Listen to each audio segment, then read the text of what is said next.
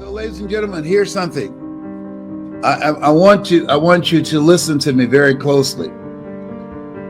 I have a message for you. Releasing the past and embracing the newness of life. The newness of life. And when you do that, you are willing to make a radical change on how you show up. When I was in pursuit of my goal and dream of becoming a motivational speaker, before I got any speaking engagements, I used to, and I'm talking about to be paid, I used to go to the shopping mall after walking around Belle Isle for about 5 or 6 times in Detroit, saying I'm the world's greatest orator. I wasn't being braggadocious. I hadn't even been paid to speak yet, but I was calling forth those things that be not as though they were. And then I would get dressed up and go to the shopping mall. And I want you to write this down, 3 feet principle. 3 feet principle. That I practice the 3 feet principle. And that, and that is talk to people. Write this down. I practice talk to people. I will talk to anybody that got within 3 feet of me. Hi, my name is Les Brown, and I'm a motivational speaker. Do you or anyone you know that can use my services? And if that doesn't work, guess what? I'll talk to more people. It's called a TTP principle, a TTM principle. Write this down. TT, talk to people, and then talk to more people. TTMP. About your business, about your product, about the things that you want to do with your life and where you're going. And you have no idea on how that's going to manifest itself. You have no idea. If you just listen to me every day, I'm going to give you something to do. You get an assignment, and the assignment now is talk to people, the TTMP, talk to more people. And we're going to do this all virtually, because I'm not going out to shopping mall now. I don't go to shopping mall. I'm in the house. I don't go anywhere. Tyrone and I, we stay in the house. We keep social distancing from each other. Well, if you didn't know, Tyrone is a squirrel. That he taught me squirrely. We talk to each other every day. So back on point. And so therefore, you want to find ways to communicate and reach people and talk to a minimum of 7 people every day about your goal, about your dream, and ask, do you or someone you know that will be helpful to me? Case in point, I was catching a plane from Detroit. I was living at the Riverfront Apartments to Chicago, and maybe about 5 people on the plane.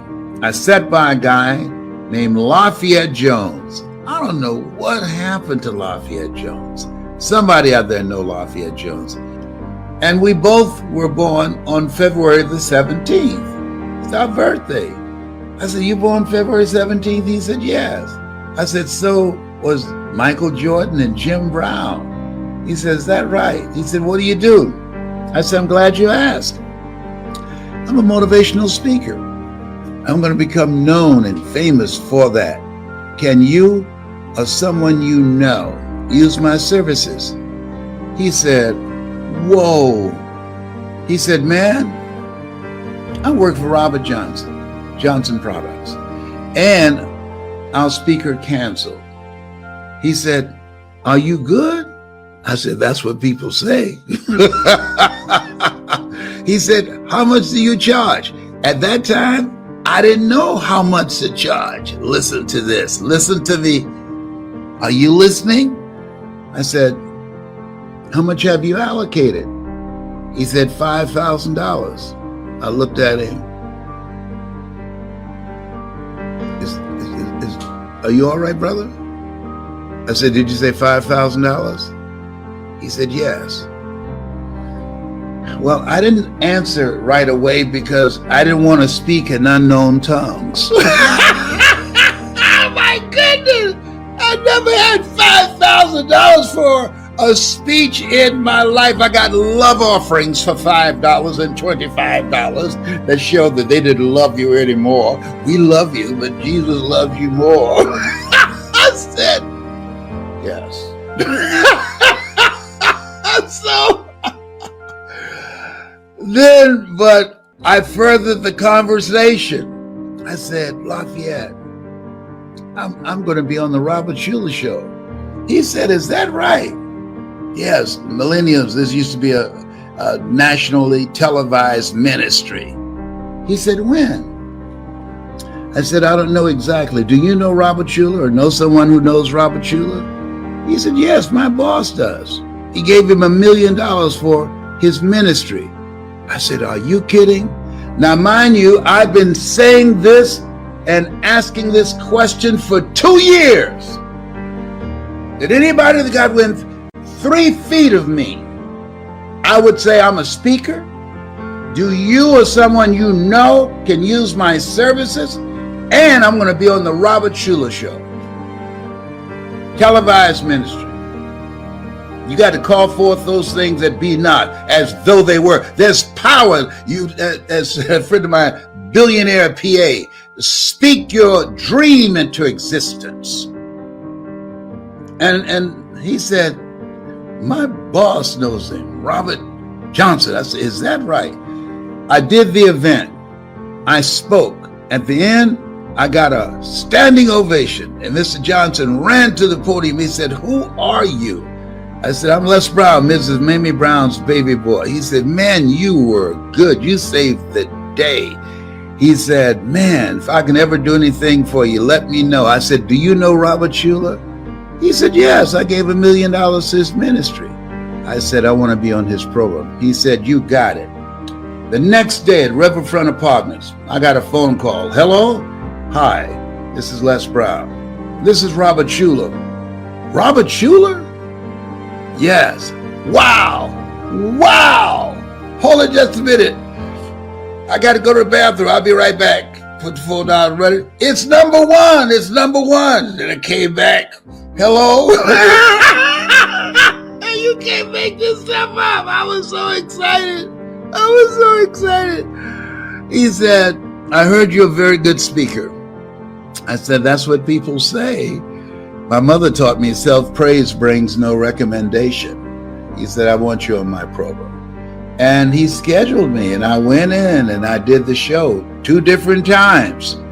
Listen to me. You got through 2020. You got through 2020. Against all odds, you showed up. You have favor with God. You showed up. There is something that you're supposed to do. And it's not the same thing you've been doing already. Make a radical change. All of us are the same way.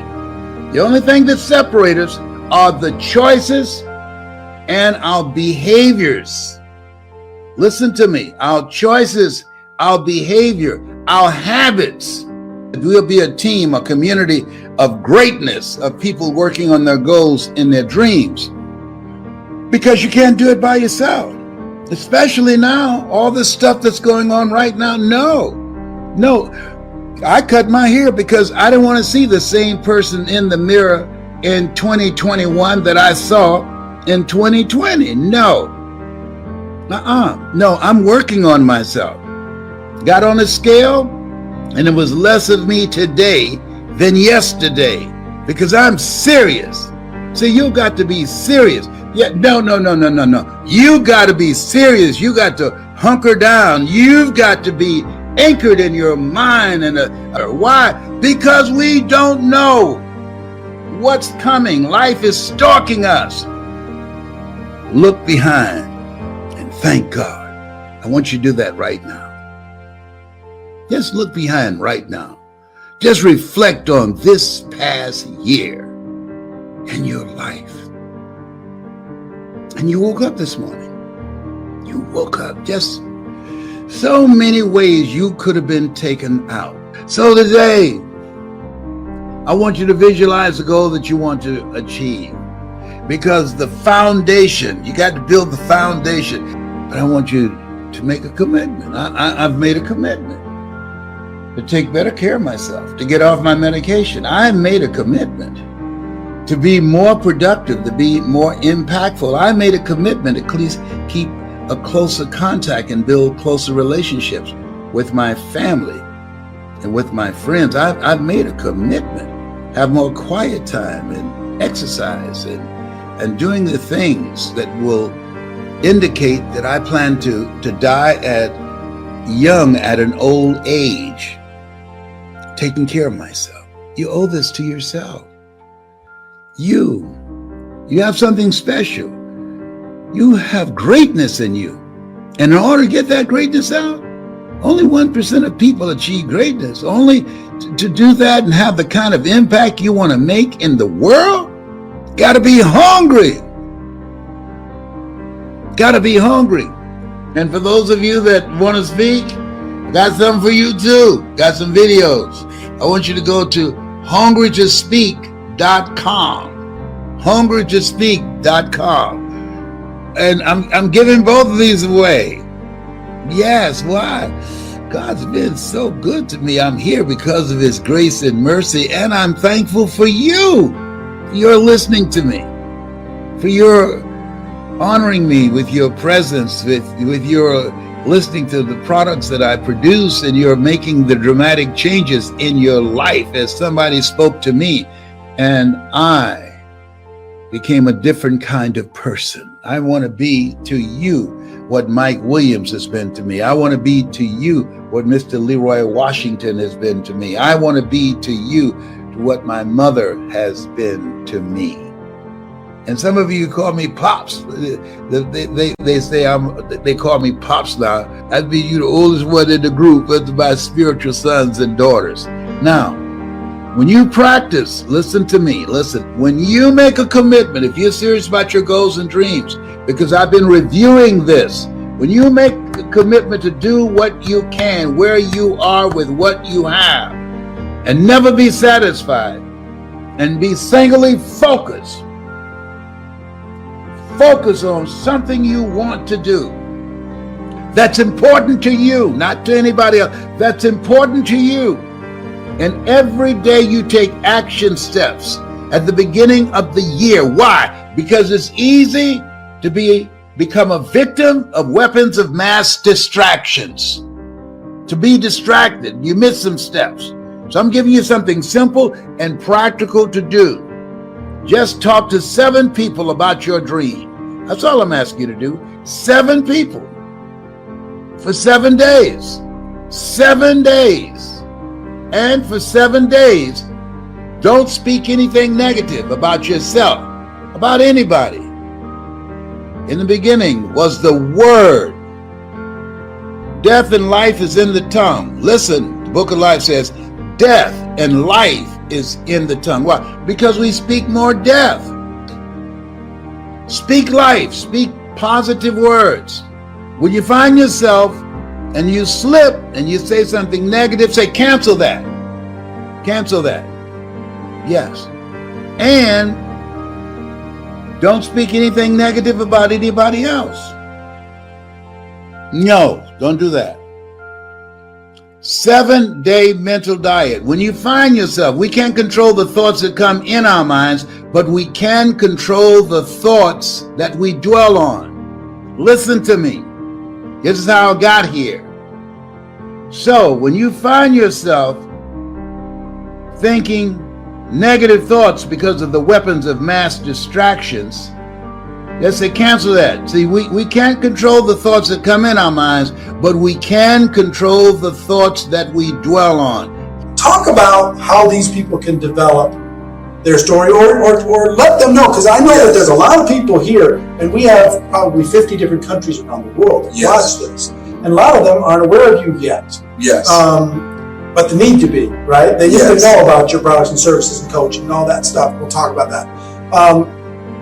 Your story, what was the defining moment, that turning point for you that set your life on a different course? Well, what set my life on a different course was when my mother became ill. Because I was a state legislator in Columbus, Ohio, I'm adopted. I was born in a poor section of Miami, Florida called Liberty City, an abandoned building on a floor with a twin brother. I'm telling you my story. And when we were 6 weeks of age, we were adopted by Mrs. Mamie Brown. I feel like Abraham Lincoln, who said, all that I am and all that I hope to be, I owe to my mother. My mother was a domestic worker on Miami Beach. She cooked for families. We ate the food left over from the families that she cooked for. We wore the hand-me-down clothes of the children that Mama kept. And so as a child and goal, a turning point in my life was seeing my mother work so hard. I said, Eric, when I become a man, I want to take care of my mother. I want to ask you, is there someone that you want to take care of? Is there someone that you'd like to do something special for? I want you to think about that person right now. Now, what I've done by doing that, I have segued from my story. I have now brought them into the story, and I asked them, is there someone you want to do something special for? They're saying yes. Now, that is called an imaginative leap. They leap from my story into their own story and say, yes, I know somebody. I like to do something for my coach or for my minister or for my mother or for my father or the aunt that raised me. Okay? So now they're in the story. Now I will tell them how I went about doing that. So they have an interest. Who are you? What do you have? I have a story on how I bought my mother a home. And why should I care? The reason you should care is that I've been very successful at doing something that you can do too. And I'm going to show you how to do it. So now you create a committed listening in the telling of the story. Or I can say, recently I went to a seminar. A young lady by the name of Pauline Ahi. She came to the seminar. Pauline flew from Hawaii to Los Angeles. I was very inspired as I watched her. And the reason I was inspired, here we were in a room of entrepreneurs. And the person standing in front of the room, Dr. Julie Van Putten, as she was speaking and talking about discovering your power voice, ever so often Pauline would lean forward and she'd pick up a pen with her mouth and she would write with her mouth. Pauline came from Hawaii. Pauline has no arms. Pauline has no legs. She writes with her mouth. Here's a person who decided to become an entrepreneur, who decided to build a business in multi-level marketing. And with no arms and no legs, she's building an organization. And one of the things that really got me, when Dr. Julie Van Putten interviewed Pauline, she asked her, tell me one major obstacle you had in your life. Tell me something you can think of. And Pauline looked and she thought and she said, I can't think of anything. And that grabbed me because I could have given a whole lot of things, a list of obstacles. And that showed me that L.C. Robinson was right when he said things may happen around you and things may happen to you, but the only things that really count are the things that happen in you. Even though she was born with no arms and no legs, what has happened in her that she sees herself as an empowered person. She has not decided to become a part of a job, the journey of the broke. She decided to control her own destiny by being involved in multi-level marketing. And what I said as I looked at her, if Pauline can do it, I know I can do it. And I know you can do it. Okay. So there's a keep going. So those examples, Mike Jones out of Philadelphia. I met him. Mike was earning $500 a month on Social Security. He now earns over $35,000 a month, and he does a seminar called How to Earn Over $200,000 a Year with Your Eyes Closed. He's been blind since he was 10. Okay, so all of these examples of what we see, other people's lives, we can use that as a platform to whether it's your story or somebody else's story. That's the example that you're giving. Yes, and people say I don't have success yet. Yes. They're just getting started. I haven't had success. I've been involved for 6 months. I haven't had success. But I can tell this other story and I can say that's why I'm doing it. Yeah. Dexter Yeager, who was a beer truck driver. And now 50% of Amway volume comes through his organization. Dexter was just an everyday guy who decided that he wanted to live a different life for himself and for his family. And so when we look at people who are the great performers in multi-level marketing, here's what I know that they have in common too. Not only are they great storytellers, but there was a deciding moment. And that moment when they said virtually, I've had it. I've had it. That's when people change. I used to live next door to a lady named Miss Lillian, and Mr. Marvin, every Friday night he would get drunk and beat her. And I saw her years later and said, how's Mr. Marvin doing? She said, I left him. I said, why? She said, I'd had it. I'd had it with Marvin beating on me. That's when people leave jobs and they say, well, where are you going? Away from here. I've had it. I was working on a job where they paid me just enough to keep me from quitting it. I worked just hard enough to keep from getting fired. finally, I said, you know what? I've had it. Going where I'm celebrated rather than tolerated. I've had it living and playing small. And so those kinds of examples and that kind of passion, people are not just looking for information. They're looking for personality and passion. They get information on the internet. There are no secrets out here. You can just Google everything and find out what day the earth was made and the rock that broke Goliath's jaw. We can find everything right now. But personality and passion, that's what people want. That's what they buy into. Do you believe this? The difference between being in this business and this business being in you. That's what they feel. And the people that grow the large organizations, you can tell being in their presence that as much as they have chosen this, they were chosen for this kind of work. You've got to have a passion for people.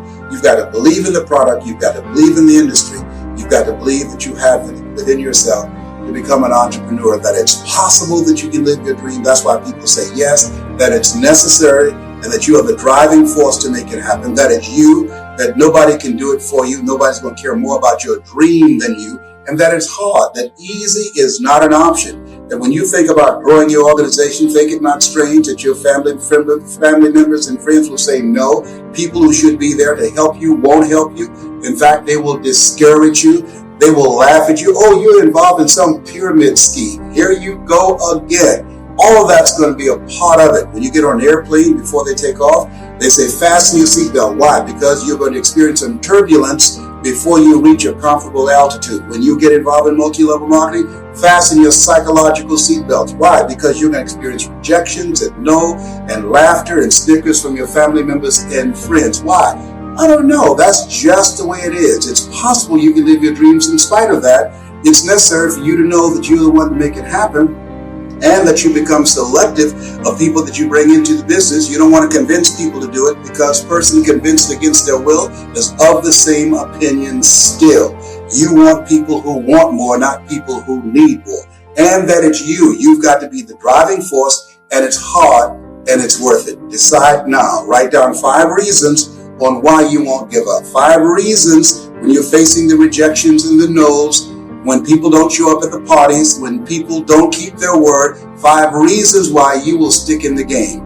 I have a saying, when life knocks you down, trying to land on your back, because if you can look up, you can get up. Your reasons will help you get back up again. Nietzsche said, if you know the why for living, you can endure almost anyhow. So it's possible you can build an incredible organization, make a great living for yourself. And it's necessary. If you're casual about your dream, as Bill Bailey said, you will end up a casualty. And it's you, and it's hard, and it's worth it. And once you create that momentum, it's done. Stick a fork in it. It's done. So it's possible. Yes. The second one? Yes, and the reason it's possible, what's possible for one is possible for all. If anybody built an incredible organization, went across the stage and got a check because of their work and their effort, then it's possible that everybody seated there as witnesses can do it. Right.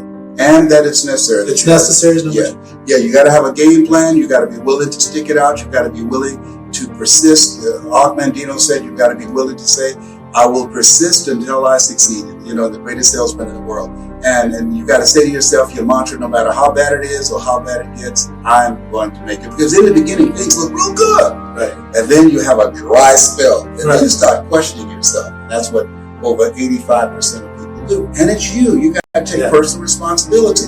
You're going from being a volunteer victim of letting somebody tell you what time to be to work, how long your lunch break will be, what time to get off, how many days you can be sick out of the year, how many days you can go on vacation, you got to ask for permission.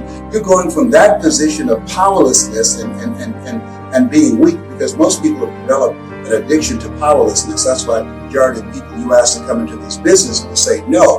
They have developed an addiction to powerlessness. When you're working for somebody else's job, they are controlling your financial future. So you are different. You are not common. You are uncommon when you said yes to this dream. Yeah, stop for a second. An addiction to powerlessness. Yes. I've never heard it said that way. I think that's really interesting, the way you say it, because we've been taught. We've been groomed and taught to depend on a job, to look forward to a job. People looking for jobs in an economy where jobs are shrinking. We cannot produce enough jobs, and government cannot produce enough jobs to replace the jobs that are being eliminated through technology and cheap labor abroad. I can get a PhD in the Philippines for $500 a month. When I was a kid, I used to work in a bowling alley. They knocked the pins down, we jumped down and we straightened the pins back up. Somebody invented a trade that put us out of business. I used to work on the elevator. What floor, please? And I would punch the elevator. No, they don't need that now. When I was in school, my girlfriend said, I want to be an operator. When you made a long distance call, you call an operator placed the call. Now you call direct. So technology is changing things, replacing whole industries. When the last time you went to the store and bought some envelopes and a stamp and some stationery and a pen to write a letter? We don't do that now. We text, we email. That's an industry that's eroding. I went to a school, Bill Gates School in Philadelphia. They don't have paper, all computer, a paperless school.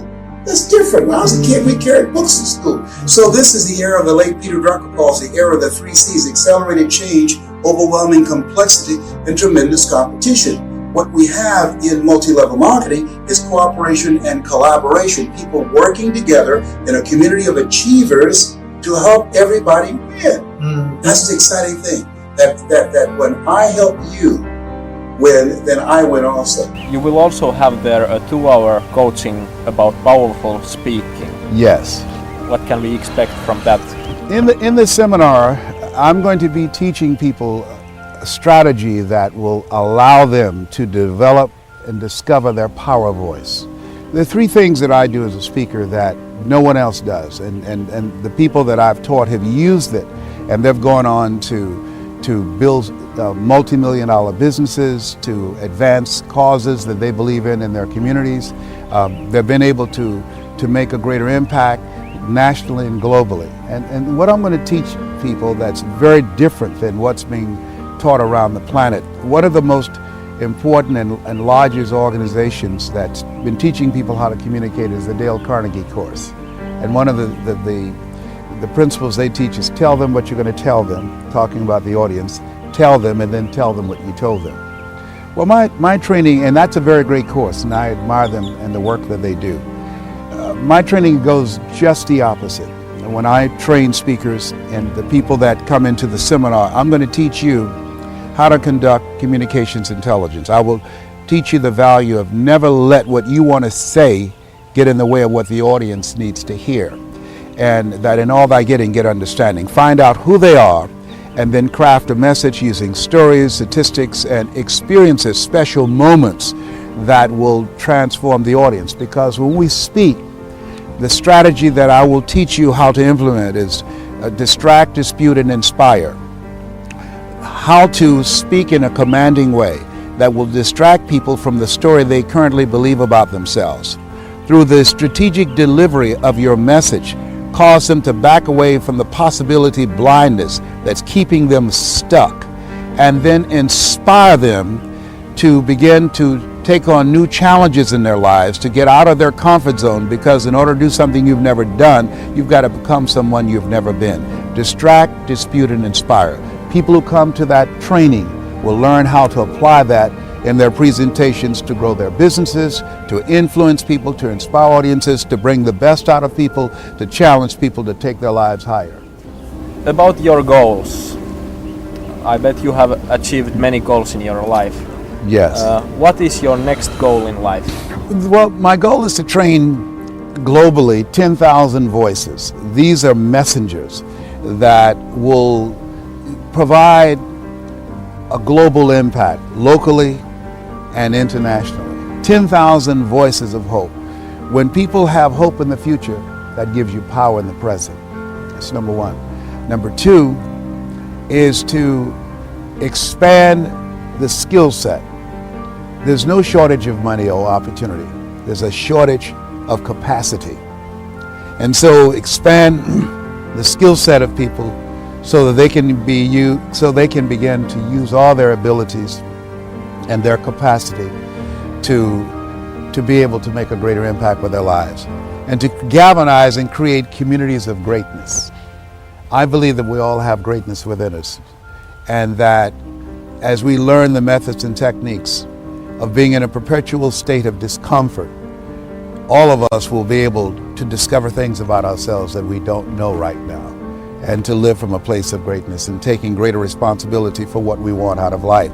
Henry, it was George Bernard Shaw said, the people that make it in this life look around for the circumstances that they want, and if they can't find them, they create them. That's living a life of contribution. It's being responsible and living from a place of greatness. How would you respond when someone's back is up against the wall, they're facing failure time and time again? Let me just share a little quick story. Years ago, I worked with Tony Robbins. In 1999, I was working with Tony Robbins. I thought, model one of the best. It was either you, Stephen Covey, or it was Tony Robbins. And at the time, Mike, I had a little connection into Tony Robbins. So I went with Tony Robbins. Yes. And I got so pumped after a year of working there. I gave over 240 presentations. What a great training opportunity as I traveled the country and just was able to present so many times. And finally, he said on stage, talking about living your dreams, he said, "When would now be a good time?" He told the 5,000 people audience. And I remember I nudged my wife and I said, that's my calling, man. I'm making an excuse for myself. It's time for me to go live my dream. Anyway, long story short, I left the Tony Robbins organization. I called my parents. I said, "Mom, Dad, can we and the kids stay at your home for just a couple months as I do my first seminar?"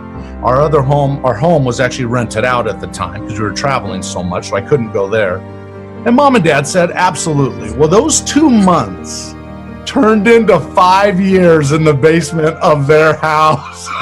And I thought, oh my gosh. And in my darkest moment, my wife says, "You should go get a job." I said, "But I hear Les Brown in me, right? My calling is to do this. There's gotta be a way. I can't just give up on the 10-yard line or whatever." And she said, "Well, what are you gonna do?" And I said, "Honey, I'm gonna go write a book."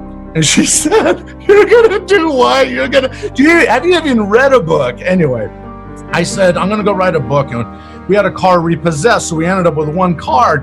And I decided I can't write where the kids are, so I drove down to the grocery store parking lot and I started to type. And 2 months later, If You Think You Can was written, and I'm telling you, it was published about 3 months later. And from then, my world in 2005 turned overnight. That book became an international bestseller back in 2005, and we just came out with the 15th version. It's coming out next week, and so it's just unbelievable. As I have always told audiences, believe in yourself, believe in your dreams, figure out the right strategy, but never give up. I don't know, how do you counsel people to respond to those kinds of challenges without giving up? Well, first of all, we always have a choice. There's something in us, TJ, as you know, that's greater than anything that we face, even though we have no evidence to point to prove it. Like as I'm speaking to you now, That's right. I had to prepare myself mentally because I'm in pain as I speak to you. Cancer has eaten 40% of my T1 vertebrae and metastasized to the T2, to T3, and to the C7. And I just spoke to an audience this morning, and I said, a doctor looked at me and he said 3 words that no one ever wants to hear. He said, "You have cancer." And the audience got quiet. And I said, "Sir, can you give me a second opinion?" He said, "Yes, and you're ugly too." That's good. I said, "No, he didn't." I said, I got issues. Here's the thing. Life is a fight for territory. And once you stop fighting for what you want, what you don't want will automatically take over. So I could have said, and even now I can say, this pain is just too great. But my affirmation to myself, whenever I'm going through a tough time, and I'm a 27-year cancer conqueror, no matter how bad it is or how bad it gets, I'm going to make it. And I think that people who make it through the storms of life, and we're always going to have storms. Forrest Gump said life is like a box of chocolates. You never know what you're going to get. My book of life says that think it not strange that you will face the fiery furnaces of this world. You will, not you might, you will have tribulations. It's called life. And so what's key is to visualize and see yourself on the other side and hold that vision. He said, I'll give you all your eyes can see. Hold that vision and say to yourself, wow, that came out great. I made it through. I learned some things. Every day for 27 years, I've been saying, I thank God I'm cancer free. And people say, wait a minute, you've been saying that for 27 years. I mean, obviously it's not going to happen. I said, no, that's not true. Number one, I'm still here. Augmandino say, persist until you succeed. Well, just think, 27 years. Look, when will a baby walk? It will walk when it walks. When will it talk? It will talk when it talks, and some talk sooner than others. And so many times we give up out of frustration and lack of patience. And to me, the people that make it through have a series of perseverance, persistence, and patience. And they show up with that every day until they get the desired results that they want. I know, I don't believe, I know that I'm going to be free of cancer, that this is not unto death. There's something that I have to align myself with because cancer cells gone crazy. And so as I'm working on myself and working on the goals and dreams and other areas of my life that I have not resolved yet, that I'm just persistent and I'll keep coming back again and again and again. And as I told my children, even a broke clock is right twice a day. That's what time a brother's going to break through. That is so awesome. Despite the cancer challenge, if you call it a challenge or not, you're still out. Because you get to know things about yourself that you don't know. Yeah, right.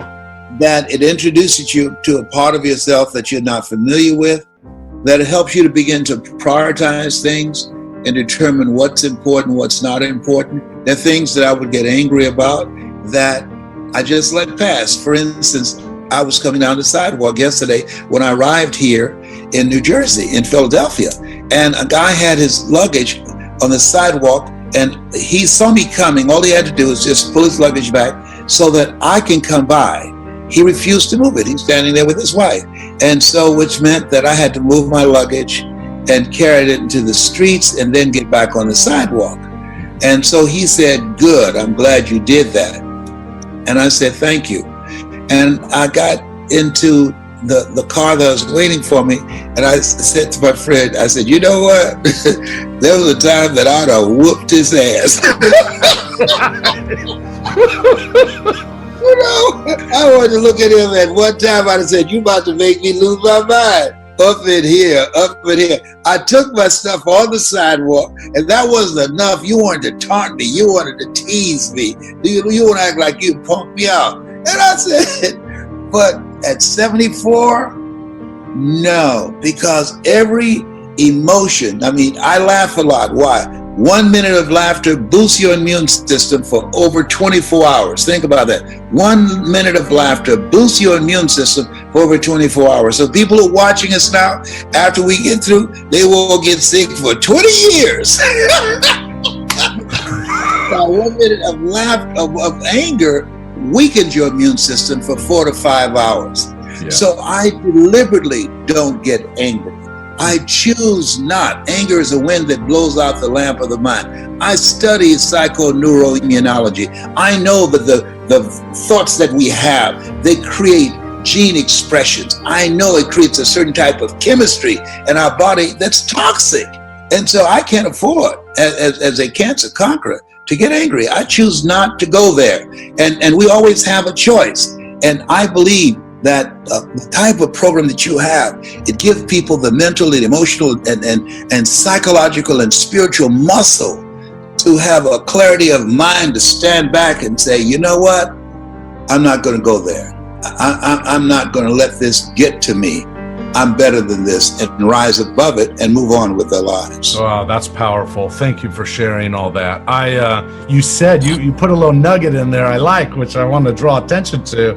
but you just said some people give up on their goals because they lack patience. And that made me think of the law of the harvest, which has 3 laws, right? You reap what you sow.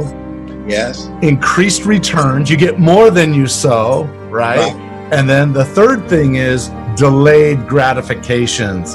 And so sometimes we give up on our goals because we haven't given time for those seeds to nourish and bear fruit, right? We give up a little bit too early. And anyway, any thoughts on that? Yes, well, there are some things that you're pursuing. I see that we grow from people and from projects. I'll be a better person at the end of this program because of our communication. We grow from people and projects. And so when we have projects, they challenge us. Why? Because we always, if we want to grow and we're serious, choose projects that's beyond our comfort zone. Because in order to do something you've never done, you've got to become someone you've never been. That's good.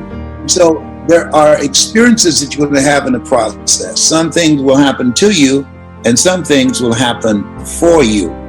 And so I believe that those things that happen for us that sometimes we're aware of, but most of the time we're not. That's what psychologists call your scotomas, your blind spots. Right. That a lady, she's an intuitive, and she wrote me a note when she found out that I was a 27-year cancer conqueror, and she says, "This is not unto death to you." She said, "Search your heart and find out what's there." Because, and she was one of the people that gave me a book years ago that I read called Who's the Matter with Me? And what I realized, TJ, and this is the first time I ever talked about this publicly, that somewhere in me that I had not consciously recognized that I had anger at my birth mother and father. How can you bring someone in this world who didn't choose to be here and walk away? And even though we are told, forgetting those things which are behind, reaching forth unto those things which are before, I woke up in the middle of the night, and sometimes you can get a message from a movie. Right. And a movie with Tom Cruise. It's called Magnolia. And I never saw the whole movie, but there was a quote that woke me up around 3:15, I never forget. And the quote was, "We might be through with our past, but our past is not through with us." And so I have unresolved stuff in me because for a period of time, I saw myself as have been given away, but there's been a shift in my consciousness. Now I look at my life and I realize I was chosen with love, that God took me out of my biological mother's womb and placed me in the heart of my adopted mother.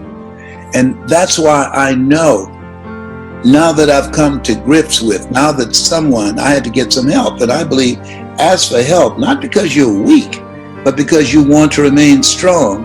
Yes. And ask for help and don't stop until you get it. And I said, "You said this is not unto death for me. Search my heart." And I said, "Can you help me go there?" And she did, because sometimes somebody can take you to a place within yourself that you can't go by yourself.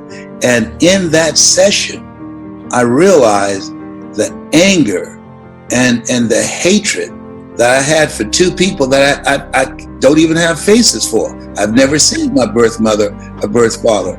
And so I had to resolve that. I had to forgive myself first and then forgive them. And that's when the healing takes place, because cancer, a cell's gone crazy.